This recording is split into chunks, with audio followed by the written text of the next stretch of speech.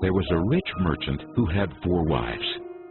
He loved the 4th wife the most, and adorned her with rich robes and treated her to delicacies. He took great care of her and gave her nothing but the best. He also loved the 3rd wife very much. He's very proud of her and always wanted to show off her to his friends. However, the merchant is always in great fear that she might run away with some other men. He too loved his 2nd wife.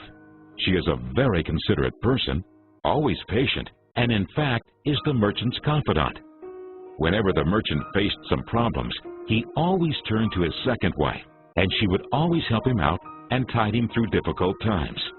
Now, the merchant's 1st wife is a very loyal partner and has made great contributions in maintaining his wealth and business, as well as taking care of the household.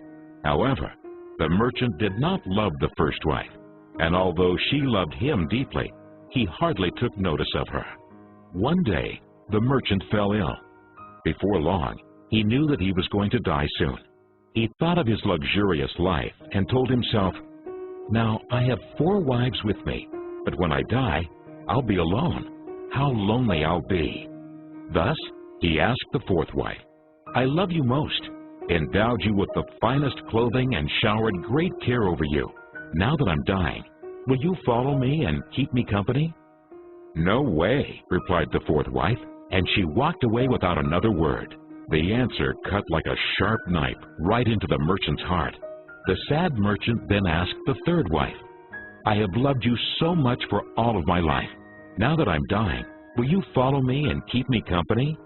"No," replied the 3rd wife. "Life is so good over here.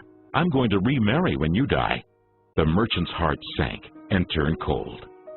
He then asked the 2nd wife, "I always turn to you for help, and you've always helped me out. Now I need your help again. When I die, will you follow me and keep me company?" "I'm sorry, I can't help you out this time," replied the 2nd wife. "At the very most, I can only send you to your grave." The answer came like a bolt of thunder, and the merchant was devastated. Then a voice called out, "I'll leave with you. I'll follow you no matter where you go."